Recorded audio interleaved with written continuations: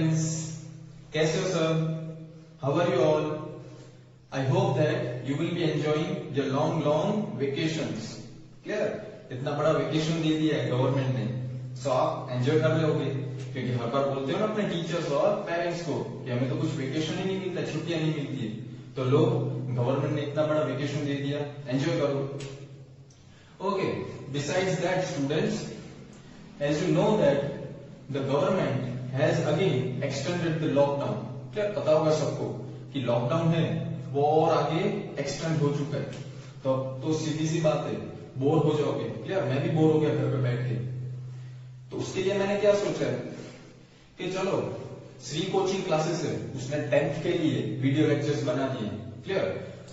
देख लिए होंगे स्टूडेंट्स ने और पढ़ाई भी स्टार्ट कर दी. 12th साइंस के लिए भी वीडियो लेक्चर्स बन गए हमारे क्लासेस के. तो बैठे बैठे मुझे ख्याल आया कि चलो 10th के बना दिए, 12th के बना दिए, तो बीच में जो 11th वाले स्टूडेंट्स है, that is specially 11th science वाले स्टूडेंट्स, क्यों ना उसके लिए हम वीडियो लेक्चर बनाए. क्लियर? क्योंकि उसका भी क्या कसूर है, बैठे बैठे बोर हो रहे हैं, तो चलो उसके लिए कुछ वीडियो लेक्चर्स बना देते हैं ताकि उसको भी घर से स्टडी मिल जाए. और उसके सिवाय मेन चीज तो ये है कि आप लोग डायरेक्टली अब 10th से एकदम hard level that is 11th में प्रमोट हो गए हो. क्लियर?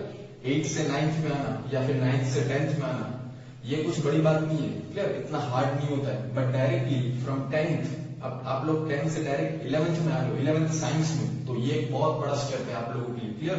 क्योंकि कोर्सेज पूरे चेंज हो जाते हैं, स्टडीज बहुत डीप में चली जाती है. क्लियर? बहुत हार्ड टॉपिक होते हैं. हार्ड नहीं है एक्चुअली, मैं नहीं बोल सकता हार्ड, बट थोड़ा डीप में होता है. क्लियर? सो बच्चे डर जाते हैं कि हमें 11th साइंस नहीं रखना है. क्लियर? पर ऐसा कुछ है नहीं. तो मैंने इसलिए सोचा सी कोचिंग क्लासेस में ये डिसाइड किया है कि चलो 11th साइंस स्टूडेंट्स के लिए भी थोड़े कुछ वीडियो लेक्चर्स बनाए जाए ताकि वो भी घर पे उसका टाइम जो वेस्ट हो रहा है वो थोड़ा यूजफुल हो जाए. ठीक है? ओके फ्रेंड्स, तो आज का जो हमारा वीडियो लेक्चर है वो स्पेसिफिकली इसके लिए सिर्फ और सिर्फ 11th स्टैंडर्ड स्टूडेंट्स के लिए, 11th साइंस में जो एडमिशन लेना चाहते हैं उसके लिए. ठीक है? ओके, दूसरी बात, ये जो वीडियो लेक्चर है वो गुजरात बोर्ड और सीबीएसई दोनों के लिए, ऐसा नहीं कि सिर्फ गुजरात बोर्ड के लिए या सिर्फ सीबीएसई के लिए, ये वीडियो लेक्चर दोनों के लिए है. ठीक है? तो अच्छे से दोनों स्टूडेंट्स एंजॉय कर सकते हैं वीडियो लेक्चर्स. ओके फ्रेंड्स, तो आज हमें इतना कुछ हार्ड एंड फास्ट स्टडी नहीं करना है कि चलो फिजिक्स का ये चैप्टर स्टार्ट कर दिया, केमिस्ट्री का ये चैप्टर स्टार्ट कर दिया, कुछ स्टडी नहीं करना है. आज मैं आपको थोड़ी उसके इंट्रोडक्शन दे दूंगा कि 11th साइंस में आप आ रहे हो, एडमिशन ले रहे हो, तो क्या क्या चीजों का आपको ध्यान रखना है फ्यूचर में, ताकि आप अच्छे से 2 साल संभाल सको 11th एंड 12th साइंस और अच्छे मार्क्स स्कोर कर पाओ, ताकि आपको हायर आपकी जो स्टडीज है कॉलेजेस में एडमिशन लेना हो तो इजी रहे. ठीक है? तो बेसिकली आज मैं आपको क्या बताऊंगा, जैसे कि आप 11th standard that is science में एडमिशन ले रहे हो तो उसमें 2-3 चीजें ध्यान रखनी है वो बताऊंगा. उसके सिवाय मोस्ट इंपॉर्टेंट थिंग है जो मैं आपको आगे बताऊंगा, that is the competitive exam. उस पर ज्यादा फोकस करना मेन चीज है जो आगे बताऊंगा मैं आपको वीडियो लेक्चर में कि कौन सी कॉम्पिटिटिव एग्जाम्स आपको 12th साइंस के बाद देनी होगी, 11th में नहीं, 12th साइंस के बाद. बट अब मैं अभी आपको क्यों बता रहा हूं, क्योंकि आप अभी से स्टार्टिंग करोगे प्रिपरेशन करना तो लास्ट में फिर इजी रहेगा. सही है ना? क्लियर कि नहीं है? डैम कब बनाते हैं? बारिश आने से पहले ही डैम बनाया जाता है ना. बारिश हो गई कंप्लीट, उसके बाद डैम बनाने का कुछ मतलब है? There is no meaning. Clear? तो ऐसे मत समझना कि ये चलो ये क्या बात हुई, अभी तो हम 11th में आने ही वाले, एडमिशन लेने वाले, और सर हमें 12th के बाद की जो एग्जाम्स इतनी बड़ी बड़ी कॉम्पिटिटिव उसके बारे में बोल रहे. क्यों बोल रहा हूँ? आपके भले के लिए कि अभी से आप प्रिपरेशन स्टार्ट कर दो, टाइम मिला, इतना वेकेशन मिला है घर पे, तो आपके लिए इजी रहेगा प्रिपेयर करने में. ठीक है? टाइम मिलेगा. ओके, और उसके सिवाय एकदम लास्ट में मैं आपको क्या बताऊंगा, जो ऐसी प्रिपरेशन करनी है कॉम्पिटिटिव एग्जाम्स के लिए, उसकी बुक्स होगी, उसके थोड़े लिस्ट दे दूंगा ताकि आप हो सके तो परचेज कर लो और स्टडी स्टार्ट कर लो. तो बेसिकली मोस्टली सब स्टूडेंट्स को पता ही होगा कि जैसे ही आप 10th कंप्लीट करके 11th स्टैंडर्ड में एडमिशन लेते हो 11th साइंस में, तो आपको ऑप्शंस थोड़े दिए जाते हैं. उसको आप अच्छी तरह से ऑप्शन को समझ के थोड़ा सिलेक्ट करने पड़ते हैं. स्कूल वाले को बोलेंगे, पता ही होगा कौन सा ऑप्शन, चलो बता दो थोड़े. So one is PCM, that is physics, chemistry, maths.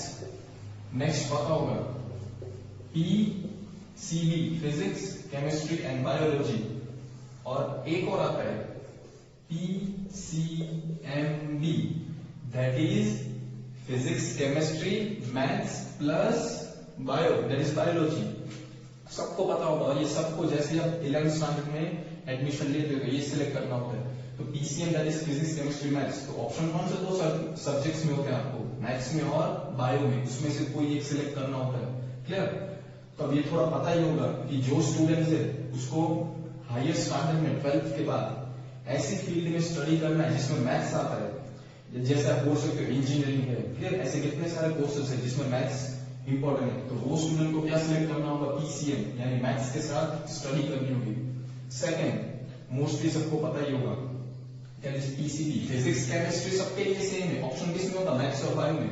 तो एक बायो है, तो सबको पता है बायो किसके सिलेक्ट करना है, कौन से बच्चे को सिलेक्ट करना है कि जिसको 12th के बाद मोस्टली मेडिकल फील्ड में जाना है, या डॉक्टर बनना है, या कोई ऐसे डेंटल में जाना है, most that is medical field में जिसको एडमिशन लेना है उसको क्या रखना है, बायोलॉजी। और चलो ये तीसरा ऑप्शन क्या वेरी हेल्पफुल है।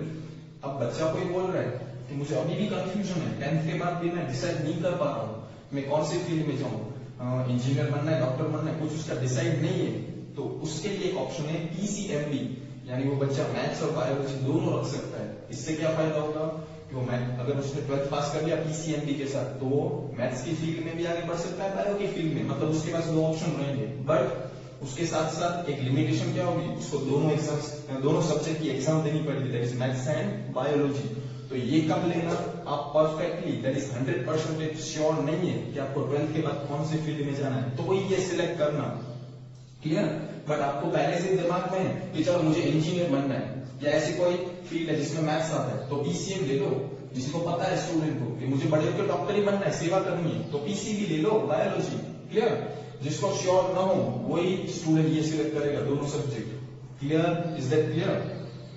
ओके स्टूडेंट्स, तो आई होप ये थोड़ा आपको समझ में आ गया होगा। क्लियर? आप अपने हिसाब से थोड़ा सोचना कि क्या आपको आगे बढ़ना है। मोस्टली मैंने देखा है मोस्ट ऑफ केसेस में कि फैमिली से ही प्रेशर होता है, पेरेंट्स से कि बच्चा तू इंजीनियर बनेगा, तू डॉक्टर बनेगा। बच्चे के कुछ सपने होते हैं वो कहीं देखे भी नहीं जाते, उसने सोच के रखा है कि मुझे ये बनना है, वो बनना है, बट मोस्टली पेरेंट्स बोलते हैं चल तुझे मैथ्स ही रखना है, तुझे बायो रखना है, तो ऐसे बिल्कुल मत होने देना। क्लियर? आपको फ्यूचर में क्या बनना है वो आप ही डिसाइड करोगे ना, तो ये अच्छे से सोचना बेटा थोड़ा, फिर आगे जाके थोड़ा डिसीजन लेना कि मैथ्स रखना है या बायो लेना है। क्लियर? ओके, जैसे मैंने बोला था चलो नेक्स्ट अब क्या देख लेते हैं कि जो 11th चलो स्टार्ट कर दोगे फिर 12th में आओगे, 12th आपके लिए इंपॉर्टेंट है, बट उसके सिवा 12th की बोर्ड की एग्जाम्स है वही सिर्फ इंपॉर्टेंट नहीं है, क्योंकि अभी जो वर्ल्ड है दुनिया वो बहुत एडवांस हो चुकी है। क्लियर? आपको कॉम्पिटिटिव एग्जाम से वो क्लियर करनी पड़ेगी तो ही आपको जाके 12th के बाद अच्छी कॉलेजेस में एडमिशन मिलेगा। सही है ना? तो उसके लिए मेरा जो नेक्स्ट टॉपिक है that is on competitive exams. कौन सी कॉम्पिटिटिव एग्जाम्स आती है, क्लियर, उसका क्या इंपॉर्टेंस है 12th के बाद, तो वो हम थोड़ा डिस्कस कर लेते हैं। चलो क्लियर? ये क्लियर हो गया आपको? ओके ठीक है।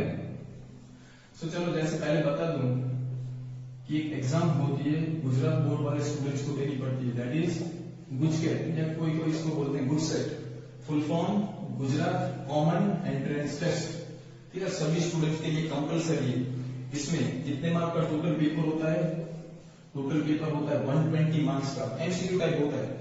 3 सब्जेक्ट का PCM रखा है तो उसके 3 सब्जेक्ट, PCB रखा है तो उस हिसाब से उसके 3 सब्जेक्ट। क्लियर? जैसे किसी ने PCM रखा है तो physics chemistry and maths 40 marks हर एक सब्जेक्ट के होंगे, तो टोटल हो गए 120 मार्क्स। क्लियर? दूसरी बात, इसका इंपॉर्टेंस क्या है, 12th के बाद आप कहीं भी एडमिशन लेने जाओगे तो आपके गुजकेट के 40% गिने जाएंगे, और जो बोर्ड एग्जाम्स भी जैसे मैंने अभी डिस्कस किया 100 मार्क्स की, उसके 60% गिने जाएंगे। कहाँ पे? एडमिशन लेने में, इंजीनियरिंग कॉलेज में या कोई भी ऐसी फील्ड में जाओ, गुजकेट के 40% गिने जाएंगे और जो बोर्ड की एग्जाम है उसके 60%। तो ऐसे मत मानना कि गुजकेट चलो फालतू की है, बहुत अच्छी तरह से प्रिपरेशन करना है और स्टार्टिंग से प्रिपरेशन करोगे तो ही होगा, लास्ट में कुछ नहीं होता है। इतना क्लियर हो गया? चलो नेक्स्ट देखते हैं। एक और एग्जाम आती है जो मोस्टली सबको पता ही होगा, मैथ्स वाले स्टूडेंट के लिए कौन सी है? यू नो दैट JEE, और बायो स्टूडेंट्स के लिए कौन सी है NEET, दैट इज नीट। चलो वन बाय वन थोड़ा डिस्कशन कर लेते हैं। जैसे JEE है, जो full form joint entrance examination, उसमें भी दो टाइप, कौन से JEE mains and JEE advance, पता होगा मोस्टली, ठीक है। अब दोनों में डिफरेंस क्या है समझते हैं। तो जो JEE मेंस है वो आपको एडमिशन में काम आती है। कौन से कहां पे एडमिशन में? NITs, national institute of technology. पूरी इंडिया में कितनी NITs है? 31। फिर इसके सिवाय IIIT, Indian institute of information technology, सबसे इंपॉर्टेंट NIT है। फिर इसके बाद IIIT, और इतने थाउजेंड्स ऑफ कॉलेजेस है। उसमें अगर एडमिशन लेना है तो आपको कौन काम आएगा? JEE mains. क्लियर? कितने मार्क का पेपर होता है, और दूसरी बात कितने पेपर्स होते हैं वो बता दो। 2 पेपर्स होते हैं, ठीक है, पेपर 1 एंड पेपर 2। पेपर 2 किन लोगों के लिए होता है? जिसको इंजीनियरिंग में एडमिशन लेना है। और पेपर 1 किसके लिए होता है? इंजीनियरिंग में एडमिशन लेना है। पेपर 2 किसके लिए होता है? जिन लोगों को आर्किटेक्चर की फील्ड में एडमिशन लेना है। 2 पेपर्स होते हैं। अब इसमें ऑप्शन है, जिसको इंजीनियरिंग में लेना है वो पेपर 1 दे, जिसको आर्किटेक्चर में एडमिशन लेना है वो पेपर 2 दे। दोनों पेपर भी दे सकते हो, वो भी फैसिलिटी है, ठीक है। मैं आर्किटेक्चर की बात नहीं कर रहा हूं, let's talk about paper 1, that is engineering, ठीक है। जो पूरा पेपर होगा कितने मार्क्स का होगा? 360 मार्क्स होंगे। क्लियर? कितने क्वेश्चंस होंगे? 90 क्वेश्चंस होंगे पूरे पेपर में। कितना टाइम मिलेगा? 3 आवर्स मिलेगा। 90 क्वेश्चन होते हैं, उसमें 3 subject, physics, chemistry and maths, तीनों के 30 क्वेश्चंस। सो 90 क्वेश्चन 360 मार्क्स, तीनों सब्जेक्ट के इक्वल वेटेज। सो हर एक क्वेश्चन कितने मार्क्स का होगा? हर एक क्वेश्चन हो गया 4 मार्क्स का। एक क्वेश्चन 4 मार्क्स का। उसके सिवाय नेगेटिव मार्किंग होती है, मोस्ट इंपोर्टेंट। अगर एक क्वेश्चन आपका गलत है तो उसके 4 मार्क तो कटेंगे। उसके सिवाय नेगेटिव मार्किंग कितना है? सो नेगेटिव मार्किंग है 1 मार्क। इसका मतलब अगर एक आंसर गलत हुआ तो 4 + 1 5 मार्क्स आपके कट गए। चलो इतना क्लियर हुआ? डाउट? उसके सिवाय दूसरी कंडीशन इसकी बता दूं JEE मेंस की, तो वो है कि हर साल में ये एग्जाम कितनी बार आती है? 2 बार आती है। क्लियर? और आपको कितनी ट्राई देने को मिल सकती है? 3 ट्राई आप दे सकते हो। 3 कैसे? एक साल में 2 बार एग्जाम आती है, तो पूरी को 2 एग्जाम दो, मतलब पूरी एक साल की 2 एग्जाम दो, उसको 1 ट्राई बोलते हैं। वैसे कितनी ट्राई? 3। सो टोटल 3 2 जा 6, 6 बार आप JEE मेंस दे सकते हो। क्लियर? इतना आपको एडवांटेज मिलेगा। क्लियर? इतना JEE मेंस NITs में एडमिशन के लिए। आगे जाते हैं JEE एडवांस में। अब ये क्या है? जो JEE एडवांस है वो आगे का लेवल है, मतलब आपको पहले मेंस क्लियर होगा तो ही आप एडवांस में जा पाओगे। इसका मतलब मेंस एकदम इजी है, advance very tough exam. Clear? बहुत ही टफ एग्जाम है। चलो समझते हैं उसको। और जिसको JEE मेंस में अराउंड 70 और 75% आते हैं, उसके ऊपर 75 और मोर देन 75, उसी को JEE एडवांस देने को मिलती है। So talk about JEE advance. सबसे इंपॉर्टेंट बात, इसका पेपर पैटर्न ही नहीं है किसी के पास। क्लियर? कैसे क्वेश्चंस पूछते हैं, और दूसरी बात कितने मार्क्स के क्वेश्चन होते हैं। ये तो चलो पेपर होता है 360 मार्क का, ये कितने मार्क का पेपर होता है वही किसी को नहीं पता है, इसलिए बहुत हार्ड हो जाती है। कौन लेता है ये एग्जाम? तो सबसे इंपॉर्टेंट ये पता होगा, IIT, Indian institute of technology. पूरे इंडिया में ऐसे कितनी कॉलेजेस है? 23 कॉलेजेस, एकदम हाई लेवल की इंजीनियरिंग कॉलेजेस मानी जाती है IIT। तो हर एक ईयर में अलग अलग IITs ये पेपर सेट करती है। कौन सा? JEE advance. Clear? Paper pattern fix नहीं होता है, मार्क भी फिक्स नहीं होते, इसलिए बच्चों को बहुत हार्ड लगता है। दूसरी बात, JEE मेंस में कितने पेपर थे? 2, दोनों में से कोई एक दे सकते हो, बट JEE एडवांस में आपको कंपलसरी कितने पेपर्स देने पड़ते हैं? 2 पेपर्स कंपलसरी सबको देंगे। ठीक है? पता चल गया? तो टोटल हर एक पेपर कितना होगा? 3 आवर्स का, तो टोटल 2 पेपर देने पड़ेंगे। तो कितनी एग्जाम हो गई आपकी? 6 घंटे की कंटिन्यू। ये कितने की थी? 3 घंटे की, ये 6 घंटे की। इसलिए बच्चे थक जाते हैं पेपर दे देंगे 6 घंटा। पता चला क्यों ये हार्ड है JEE एडवांस? ओके, चलो तो इतना क्लियर। ये किसके लिए था? For PCM students, physics, chemistry, maths. अब बात करते हैं नीट की। किसके लिए? PCB, जिसको बायो में यानी मेडिकल फील्ड में एडमिशन लेना है, उसके लिए एग्जाम है NEET, that is NEET, full form national entrance cum eligibility test. पहले इसका नाम था AIPMT, बट अब लेटेस्ट हो चुका है नीट। इसको थोड़ा डिस्कस कर लें, क्लियर। तो इसमें जो पेपर होता है वो कितने मार्क्स का होगा? 720 मार्क्स का पेपर होता है, क्लियर। वेटेज देख लें, कितने घंटे का होगा? 3 आवर्स का ही होगा, क्लियर। उसमें मार्क्स कैसे होते हैं? सो फिजिक्स में से 45 क्वेश्चन होंगे, क्लियर।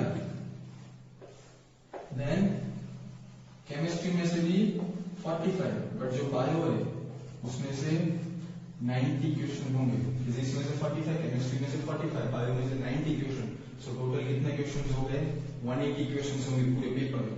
और पूरा पेपर कितना होगा? 720 मार्क्स का। तो हर एक क्वेश्चन कितना होगा, कितने मार्क्स का होगा? 4 मार्क्स, जैसे इसमें था JEE मेंस में। और सेम नेगेटिव मार्किंग 1 मार्क है। पता चल गया, मतलब 1 मार्क, एक क्वेश्चन आपका गलत हुआ, एक आंसर गलत हुआ तो 1 मार्क ऑफ एक्स्ट्रा आपका कट जाएगा। इतना क्लियर। और हाँ, दूसरी चीज, जिसको 12th स्टैंडर्ड में 50 या उससे ज्यादा परसेंटेज है वही लोग नीट दे सकते हैं, क्लियर। इतना याद रखना। और हाँ, इसके अटेम्प्ट्स की बात करते हैं, कितनी बार आप नीट दे सकते हो?